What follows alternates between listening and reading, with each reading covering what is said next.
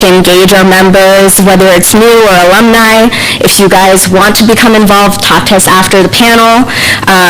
We have educational panels such as this one. We also have service events. Last month we had a volunteer service with the Out of the Darkness Walk to promote suicide awareness.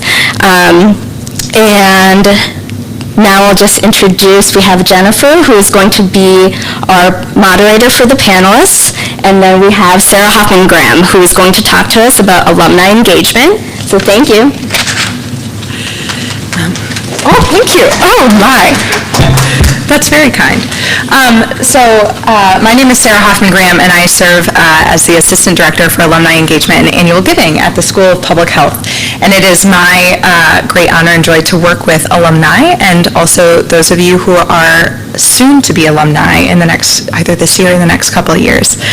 So I want to thank you for being here and give you a couple pieces of information about what it means to be an engaged alumnus and the resources available to you, and a couple of invitations. I also want to thank people who are joining us online. We're streaming this evening live on YouTube. So that's kind of exciting. So for the alumni and the students who are joining us virtually, I'm really glad you're here. Thank you for tuning in. So when you become an alumnus, there are a lot of ways to engage and continue to both receive services from the School of Public Health and also give back to the School of Public Health. And I just want to share a couple of those opportunities and then to speak with me afterwards if you're interested in that. There are a lot of ways to network with alumni, both as an alumnus and also as a student. And I want to share especially Career Connect, which is a networking platform available to both alumni and students. And I would encourage everyone, if you're not on it already, to sign up.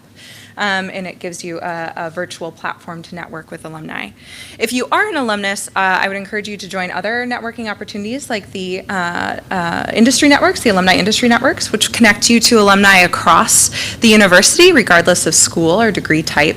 And that can give you a broad sort of base for your professional network, and I would encourage you to do that too.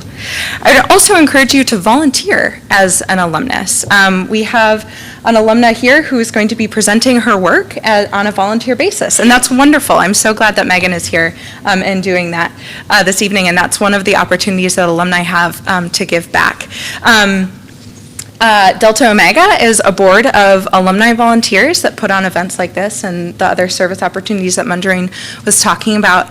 And there are several Delta Omega members sort of peppered among you. So if you have any questions about how to be involved in an organization like that, please do speak to them or speak to me, and we would love to get you connected. So just a couple of opportunities that I want to make sure that you know about because they are resources available to you, and also an invitation to be involved, to give back and stay connected to both the school and each other as both students and alumni. So now I think I'm giving it to Jennifer to introduce our speakers.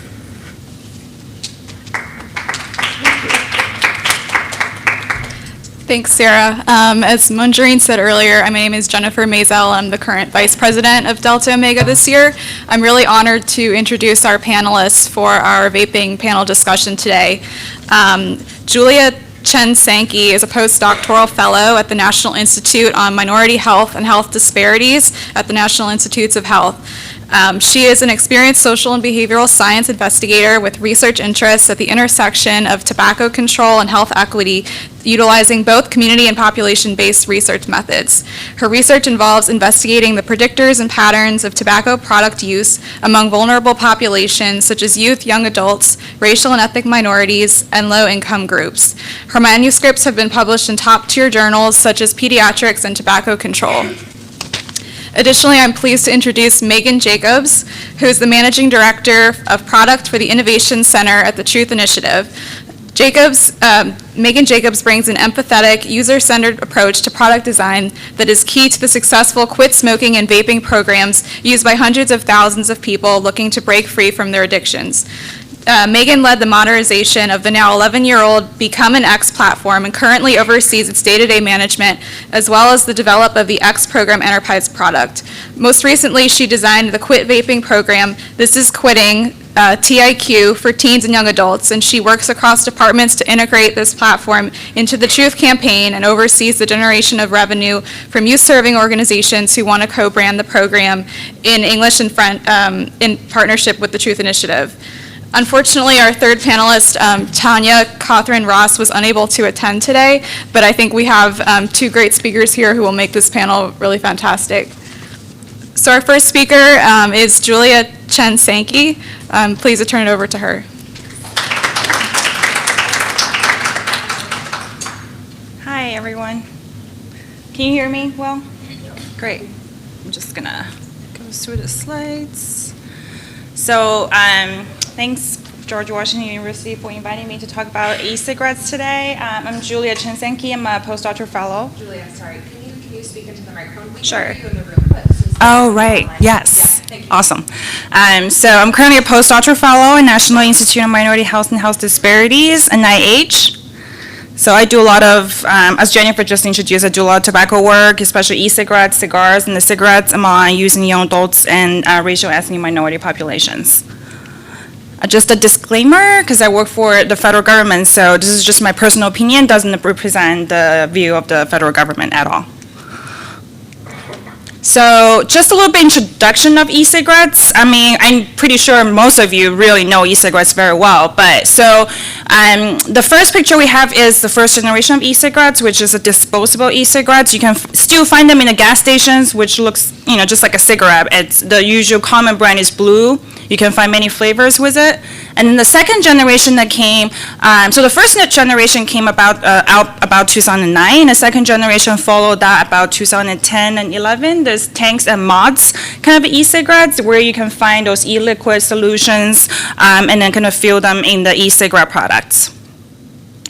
Oh, can see the. And then, so the most recent kind of e-cigarettes that we see in the market right now are rechargeable e-cigarettes. We also call them pod mods e-cigarettes. As you can see, the popular brand is Juul, and then we have Soaring and VUs. So those are some current popular e-cigarette brands and products out there. So as we all know, there's a vaping epidemic going on in the country right now among teenagers. So as you can see from the slides, the red line represents the prevalence of e-cigarette use among our high school students in the U.S. From 2011 to 2019, as you can see, in the most than 3 years, the e-cigarette use prevalence, this is the past 30-day vaping data, really skyrocketed from about 10% to 27%. This is just within the past 3 years. And then for middle school students, we also see a jump from 2017 to 2019, but not as much as high school students. But for cigarette use among teenagers, as you can see, the line is kind of flat, except for there's a little bit drop for high school students between 2011 to 2014. So as you can see, for cigarettes, it's pretty flat for teenagers, but for e-cigarettes, there's a huge rise within the past 2 or 3 years. And then in 2019, those high school and middle school students, there's an estimate that over 5 million U.S. youth, including those two type of students, used e-cigarettes in the past 30 days. It's a huge number. So around the end of last year, the Surgeon General in the U.S.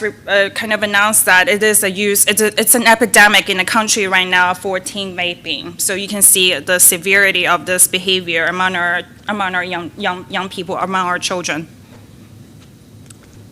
So what are the harm of e-cigarettes? So we all know e-cigarettes is a kind of a tobacco. There's nicotine in there. So what is actual harm with using e-cigarettes? There's lots of evidence going on right now. So we all know there's nicotine in there. So e-cigarette use can cause nicotine addiction, right? And then nicotine addiction or only just nicotine use can harm brain development.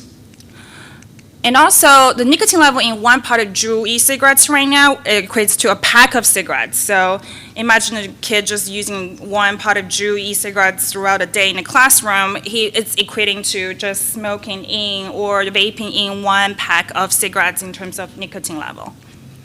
And then also, there is mounting lots of evidence showing that teenagers who use e-cigarettes, this kind of behavior will increase their future cigarette smoking behavior. So this is through their nicotine addiction or through their behavior change, that they are more prone to use more substances in the future. This also includes other combustible tobacco, including cigars and hookah, not just cigarette products. And the e-cigarette aerosol exposes teenagers or adults to harmful substances such as heavy metals and ultrafine particles that will damage lungs. So we all know in recent 4 or 5 months, there is CDC reported there's a large number of our young adults, especially a few teenagers, reported to have severe lung damages and then were sent to hospitals. And then there were, so as of Thursday last week, there were more than 2,000 of those cases. Of lung injury cases related to e-cigarette use. And then 52 of those cases of confirmed death. So we all know the severity of e-cigarettes right now, although the CDC has been linking those injuries and deaths to THC-containing vitamin E acetate that's found in e-cigarette liquids. However, they're not 100% confirmed. Other substances they found in e-cigarettes are not harmful, or if there is news coming out about other harmful substances found in e-cigarettes. So we're still waiting for more evidence every day, basically. So those are the most confirmed e-cigarette harm that currently we have in the literature and in our government. So how do e-cigarettes become so popular among teenagers? Many people have that question. What happened in the recent 2 or 3 years in our country? So I think that the flavors make it easy to hit, and the devices make it easy to hide, and also the nicotine makes it hard to quit. So those are the main 3 reasons that e-cigarettes are really attracting our teenagers to use and make them very hard to quit e-cigarette products. So let's take 20 seconds to guess. This is a very typical school supply kind of from a teenager, a high school student, a middle school student's backpack. So take 20 seconds to guess how many e-cigarette products are there, and then please let me know. 5.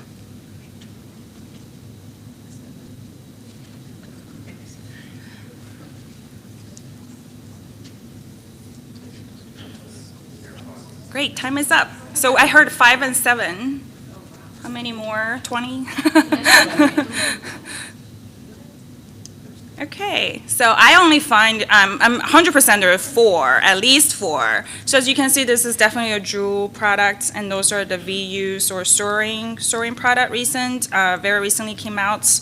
And this is probably a blue, certain kind of new generation of e-cigarettes, but it could be anything. It could be this one, it could be this chapstick, it could be this.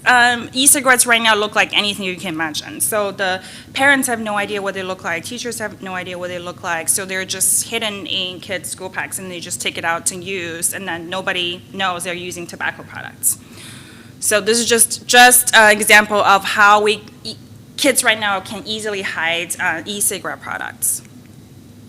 So what happened, next few slides I want to talk a little bit about what happened, why there's a kind of an increase of e-cigarette use prevalence in the country in the past 2 or 3 years. So you all know we heard so many news about Juuls, right, Juul e-cigarettes.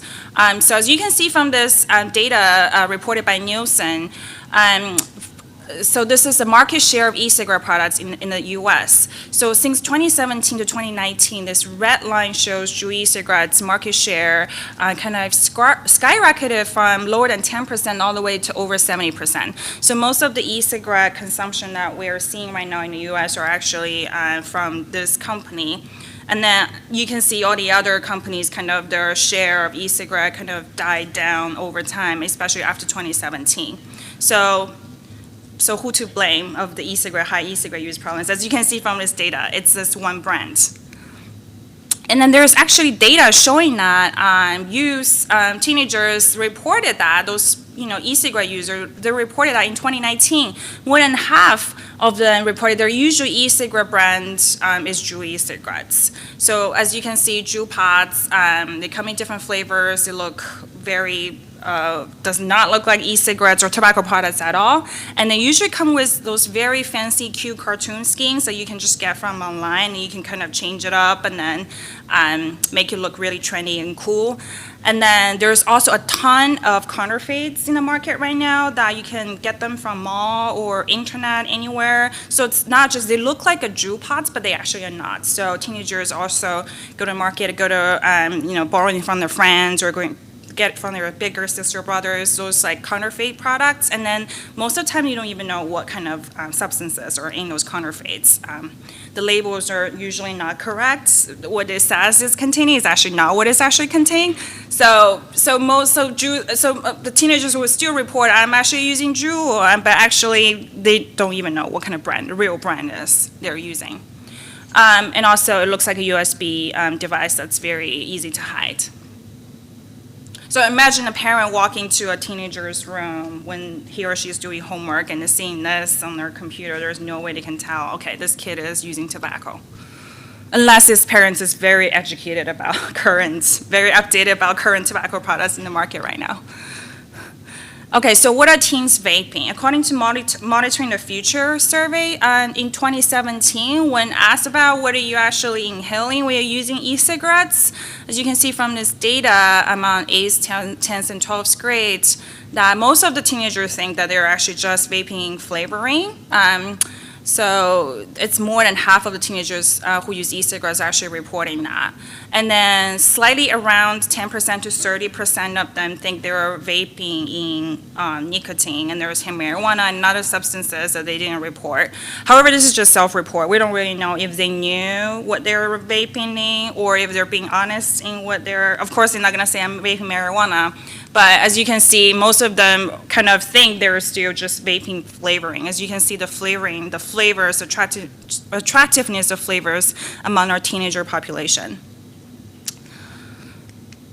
So I don't know if you guys guessed how many flavors are currently in the market. So as of 2017, there were more than 500 flavors currently finding for e-cigarettes. So those flavors are not just fruit flavor or a dessert flavor. They're a combination of different kinds of flavor. So there's all kinds of different tastes out there for e-cigarettes. And most of the flavors are child-friendly flavors. As I mentioned, they taste like fruits, candy, and desserts. They're always very sweet, and they come in with very cool names such as unicorn blood and zebra cake. So, and they always kind of packaged in very cute cartoons that are very attractive to our kids. So you can see this SpongeBob kind of cartoons there for cookie cream, Monster cookie cream flavored e-liquids, and there's also a very appealing strawberry cake flavor, and then all their the marketing materials are very nicely made as well.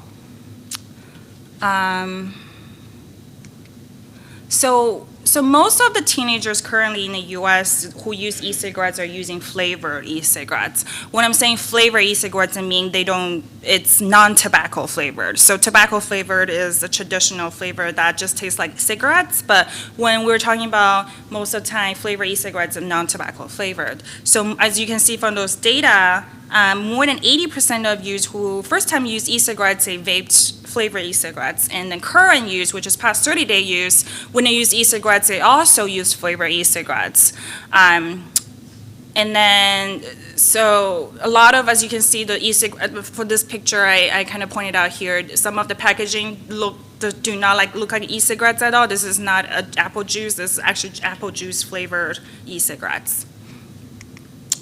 So what are the specific flavors that our teenagers are using? This is data from 2015 to 2016 in the US. The teenagers really love fruit flavors, so more than 70% of teenagers who use e-cigarettes are using fruit flavors. This includes all kinds of fruits you can imagine. And also candies. The second popular one is candy, desserts, and sweets, which is about more than half of the teenagers who use e-cigarettes are using candy flavors, followed by mint and menthol.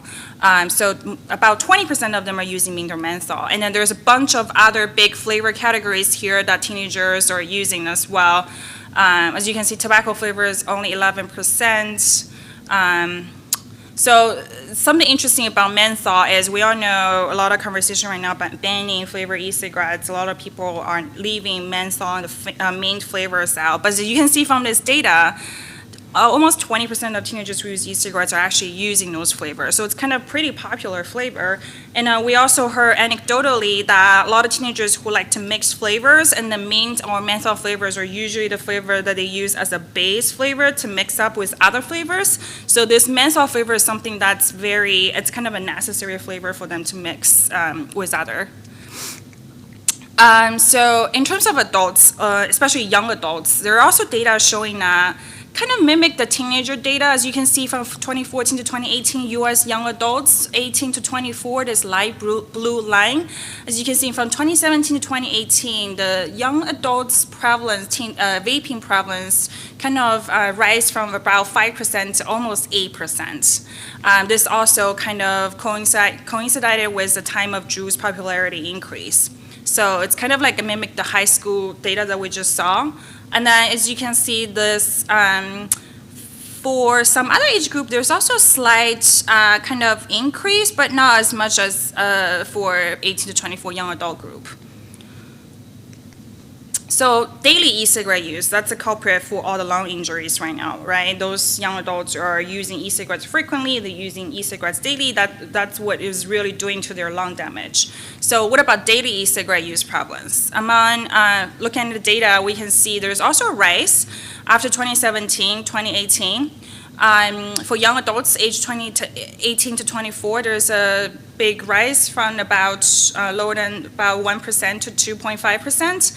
And then for 25 to 44 years old, there's also a big increase. So as you can see, all those data just mimic the high school and the middle school teenagers data that after Drew's popularity, a lot of the vaping e-cigarette use prevalence goes up as well. Also includes those daily e-cigarette use. So what about young adults? Do they also like flavors? A lot of people are saying, well, the flavors only attract teenagers. However, the data shows that no, actually, flavors also attract young adults who are 18 to 24 or like the college attending age. So most popular flavor, again, is also fruits. About 70% of young adults are using fruit flavors, followed by candy, desserts, sweets flavor, and a menthol flavor. And then the percentage is actually very similar to our teenagers. And then as you can see, our menthol flavor, main flavor, is also a very popular flavor among young adults. So they're slightly different for those other flavors. For example, you can see tobacco flavor is a little bit more prevalent for young adults and teenagers, but there's not a big difference at all. So if we're banning flavored e-cigarettes right now, as it's a very hot discussion right now in the country, we're basically just banning fruit, candy flavors, and those flavors, we're gonna, according to current policies, tobacco and menthol flavor is gonna be capped as the only flavor options according to those policies. So you can see there is still a big chunk of e-cigarette flavors left for young adults and teenagers to use. So this is 2015 data. It's also national representative data showing the breakdown of e-cigarette use among our adults. I want to show this data because I want to show there's a lot of discussion right now going on in this country about we cannot ban e-cigarettes because it's helpful for adults to quit smoking cigarette products.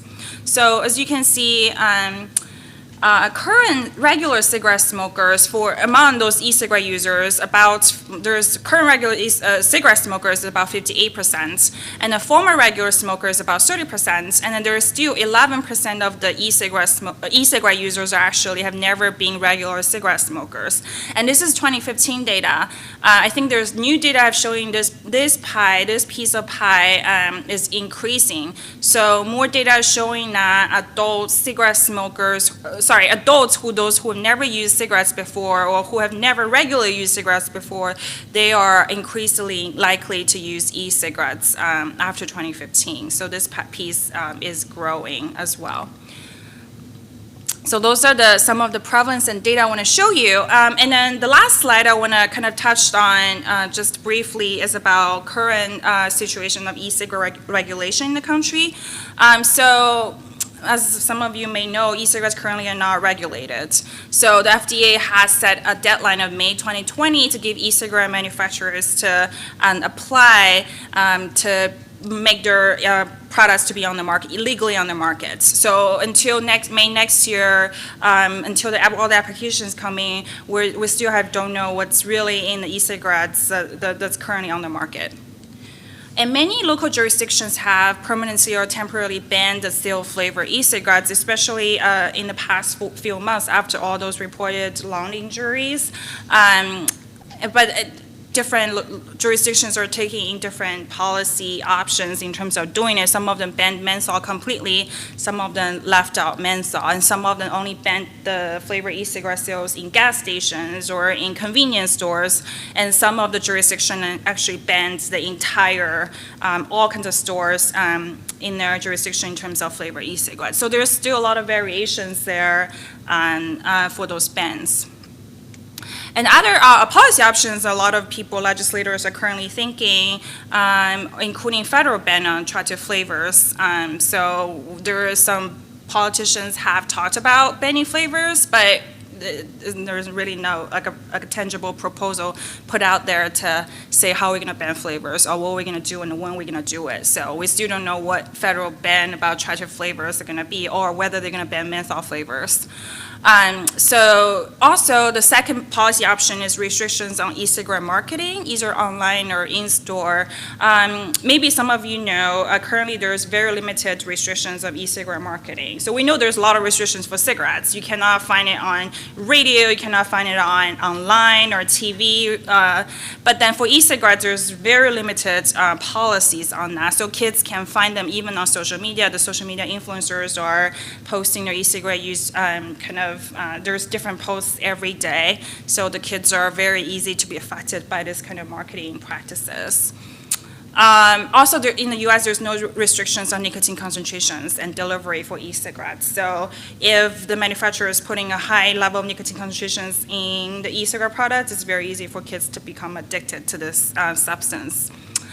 There's also very limited internet sales prohibition currently going on in this country. So the kids right now can still easily go on the internet and kind of fake their age or whatever and still purchase tobacco, especially e-cigarettes, from certain websites.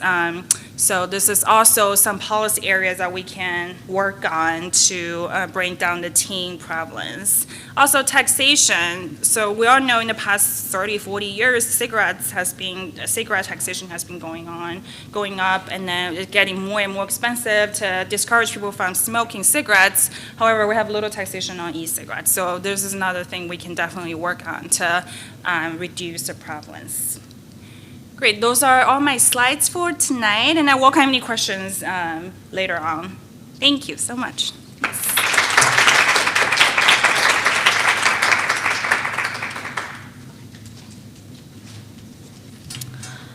Hi, everyone.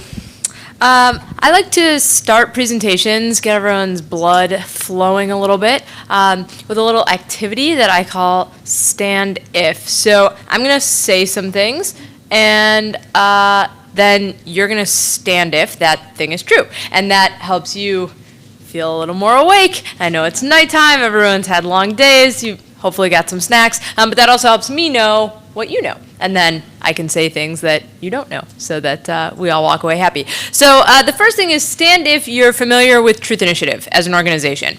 If you know what Truth Initiative is, you've heard of it. Okay. All right, take a seat. Stand if you know that Truth Initiative does other things besides youth prevention. Okay, great. And now, stand if you are concerned about e-cigarettes in your community or with young people that you either work with or know directly. Okay, if you're not standing, maybe I'll give you some new reasons to be concerned about e-cigarettes and also reassure about what Truth Initiative is doing about it. So for those of you who don't know, Truth Initiative is an organization that is truly dedicated to creating a culture where all youth and young adults reject tobacco, whether that's in the form of youth prevention or in the form of cessation. And historically, we've had to focus our quitting efforts on adult tobacco users, but in the past couple of years, we've had to reshift that thinking and start addressing youth cessation and young adult cessation in different ways than we used to have to because of what Julia was just saying about these rapid increases that we've been seeing among youth and young adult e-cigarette use. So we have several different cessation programs that we run out of Truth Initiative, and I'm going to be talking to you about both of them today. So This Is Quitting is our youth and young adult vaping cessation program that we rolled out in January of this year. The formative research that we conducted showed a few different things that really informed the shape that this product took. The first was terminology. So we heard loud and clear from young people that the way that they talked about their e-cigarette usage had major implications for the way that they would perceive a cessation intervention. So we know, for example, that young people who use Juul refer to the behavior as juuling and the product as Juul. And if you ask them if they vape, they're very likely to say no. If you ask them if they use an e-cigarette, they may say no. But if you ask them if they Juul, they'll say yes.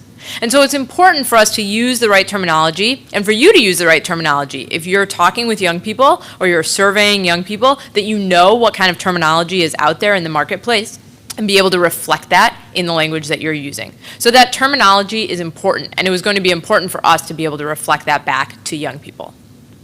We also heard from young people that they had very varied experiences by their age and their smoking history. So many young people have never smoked before. The youth smoking rate is at an all-time low. Fewer than 5% of young people are smoking right now. And what that means is that young e-cigarette users have almost no experience quitting. They don't know what it feels like to go through withdrawal.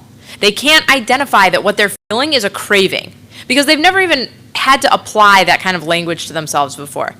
Whereas young adult smokers, young adult e-cigarette users were a little more likely to have ever been smokers or to have at least tried cigarettes. And so they knew more about what to expect. It maybe wasn't their first time quitting. Perhaps they'd even picked up e-cigarettes as a way of quitting smoking. So that experience was different by age and by smoking history, and we wanted to make sure that we reflected that back as well. Different products have different triggers. So e-cigarettes and Juul in particular take up a very different cultural space in our society right now than cigarettes do. For young people, it is ubiquitous. There's a common meme that says no peeing in the Juul room. When they go into the bathroom at school, it's just full of kids who are vaping. Everywhere they go, every social situation, every sporting event, every youth group event. This is not limited to like the bad kids hanging out under the bleachers anymore. These are the kids who are trying to fit in, not the kids who are trying to rebel. So it's everywhere, it's pervasive, it's around them all the time. And so those triggers for using e-cigarettes are going to be very different than what we'd historically think of as being triggers for smoking cigarettes. We've heard loud and clear from young people that quitting is lonely. They might be the only person that they know who's trying to quit. They might be the only person that they know who's ever tried to quit. Their friends are not supportive. Their families mostly don't even know that they're vaping. And so how could they possibly be supportive? They don't even know that that's what's happening. So young people reported feeling very, very alone and lonely, that it feels isolating, they feel left out, and they needed tools to handle that kind of social isolation. Finally, we heard from young people that we spoke to that there was a lot of uncertainty about how to use medication, whether or not you could use nicotine replacement. If you could use it, how do you get it? If you're under 18, are you even allowed to use it? Is it legal? Is it accessible? How do you get it? Lots of questions about how to use nicotine replacement. So we wanted to make sure that a program that we developed would address nicotine replacement and what medication is, how it works, and why it might be helpful. So the resulting program that we came up with was This Is Quitting, which is a text message program that sends daily text messages to help young people quit vaping. It's very easy. All you have to do is text Ditch Juul to 88709 to get signed up. And when you get signed up, you tell us how old you are, what product you use, whether it's Juul or something else, and we send you daily messages tailored to either your quit date if you're ready to quit or your enrollment date if you're not ready to quit yet. Young people can receive up to 12 weeks of daily text messages. And they can also get on-demand support. So what this means is that if you're having a craving, or you're going through withdrawal, or you're stressed out, or you just want more messages, you can text us in one of several different keywords to get an instant message back. You don't have to wait until your next scheduled daily text message. Like if you're really stressed, or you think you've maybe relapsed and you need help right now, we're gonna be there for you. The program is written in first person. So it feels like you're texting with a friend, or you're interacting with Siri or Alexa, something that young people are comfortable with. And many of the messages are written by other young people. So we give all of our participants the opportunity to add messages to the program, and we add those into the library so that young people see that other people are quitting, other young people just like them are going through this. It might not always be pretty, but it is always possible, and that they're not alone. So we tailor the messages based on participants' ages. We know that teens, for example, are living at home, they live with their families, they probably have siblings who might be younger than them, who are looking to them as a role model. They're in school, they're probably not working, right? We're trying to tailor the messages to the experience that we know that they're living in. For young adults, conversely, we know that they're probably working, but they might also be in school. They might be living at home, but maybe not. So we reflect those messages, we tailor those messages to reflect that reality that we know young people are living in.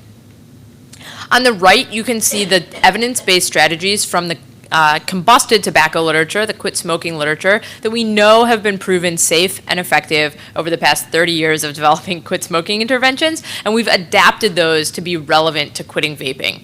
So things like skills, right? How to cope with cravings, how to deal with stress, how to handle withdrawal, making a plan for how you're going to use pharmacotherapy if that's going to be part of your quit plan, and acknowledging that social isolation that is there for so many young people and delivering social support in a unique technology-delivered way. That's also very low friction.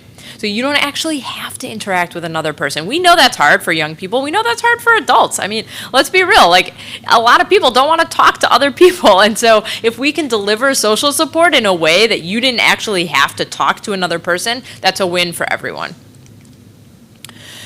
So we rolled this program out in January of this year. We launched the program nationally on a segment on the Today Show on January 18th. We had a couple thousand people sign up. We weren't really sure what to expect. We were like, I don't know. I don't know what the appetite is going to be. We'd seen on social media that lots of young people were talking about quitting, but we didn't know how many were going to be interested in signing up for a quit vaping program.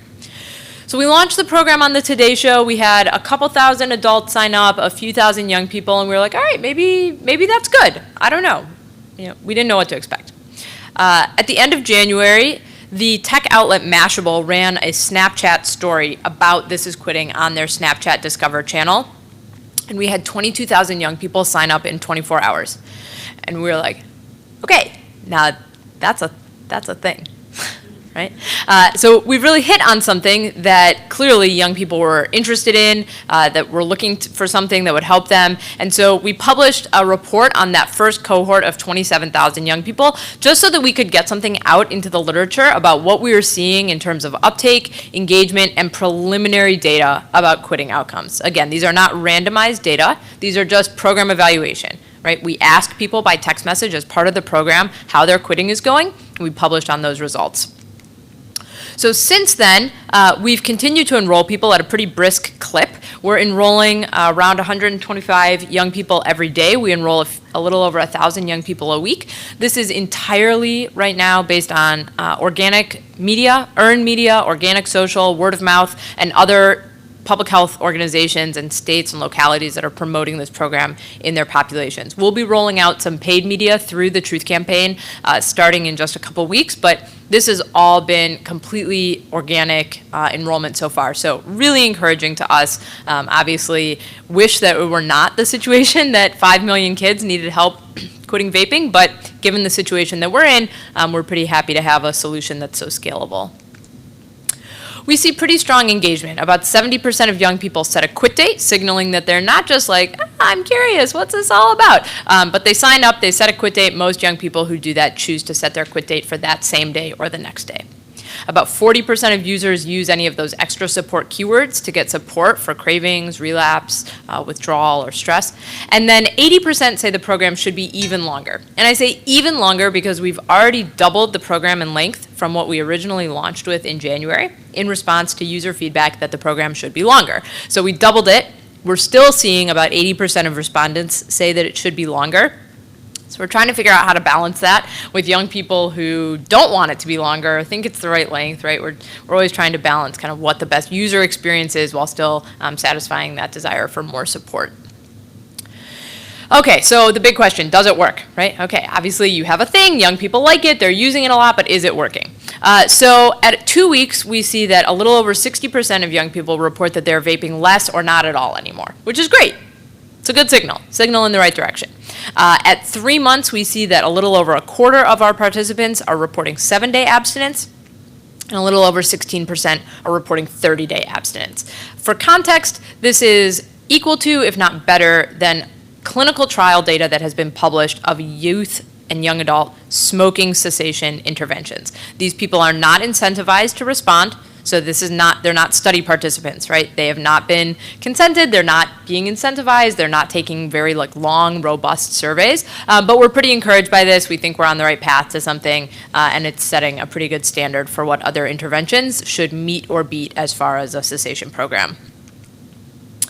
We are just at the early stages of launching a randomized trial, so as those data are available, we'll continue to publish on it. Obviously, look to Truth Initiative as a leader in that space. We'll be eager to get those data out. And we know that adults want to quit vaping too. So, as Julia mentioned, the flavors are what attract the horse to water. The marketing is what attracts them to water, the flavors are what make them drink, and the nicotine is what will keep them coming back. And we know that adults are most likely to not actually be e-cigarette only users. They are most likely to be dual users, which means they're still smoking cigarettes where they can, they're smoking e-cigarettes where they can't. Maybe they're trying to quit, maybe they're not, we're not really sure. But the reality is we know that there are many adult vapers who also want to quit, and they need support for quitting e-cigarettes as well. And a lot of those differences still apply. They have their own unique triggers, they use their own terminology. It's not just as easy as saying, oh, well, if you smoke an e-cigarette, just go use this smoking cessation intervention and just mentally swap out the words, right? People don't like that. That feels like it's not relevant. It feels like it doesn't apply. Maybe you're not confident that it will work. Especially if you were never a cigarette smoker before, you're going to say, well, maybe that's not for me. Maybe that's not a program that's really been designed for me and what I'm going through. So X program is a program that Truth Initiative has run for the last decade. It was developed in collaboration with Mayo Clinic back in 2008, and it has enrolled almost 1 million users in the past 10 years. It addresses all different kinds of tobacco, cigarettes, cigars, smokeless tobacco, and now we have evolved it to also serve e-cigarette users as well as parents who want to help their children quit vaping. We know that there are lots of different tobacco users out there who need support. X program delivers multimodal support. So participants can get access to one-on-one coaching with a tobacco treatment specialist, so similar to the way that you would talk on the phone with someone from a quit line. Through X program, you can live chat. Again, we know that people just don't like to talk on the phone very much. Quit line volume, call volume has been steadily decreasing over the past decade. X program delivers a modality that we think is more appealing to tobacco users. We send tailored text messages specific to quitting e-cigarettes, and we also have online community support that's available to deliver that kind of social support. If you maybe don't have it in your offline life, you can get access to it online through the X community. I mentioned that we have support for parents of kids who vape. So we're receiving phone calls pretty much daily from parents who are saying, I found my kid vaping, or I'm worried about my kid vaping. I'm not a smoker. I've never been a smoker. I have no idea what that experience is like. I don't know how to help my kid. Please help.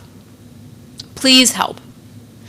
And as an organization, I mean, that's a little bit tangential to our mission, but we also know that young people are more successful in quitting when they have support of adults in their lives. And so we rolled out that same program in a program at the same time in January designed specifically for parents, which we've enrolled almost 4,000 parents now. So not a huge amount, but if you work with parents or you work in school systems, definitely let them know that it exists. It's a really great resource, and the parents who are using it really overwhelmingly report that they find it helpful to receive daily text messages that help educate them about nicotine addiction, help them understand understand what their child is going through and give them actionable ways to guide their child through a quit attempt. So that's it. That's all I have in terms of slides. I'm super excited to be here tonight and answer questions. Thanks so much.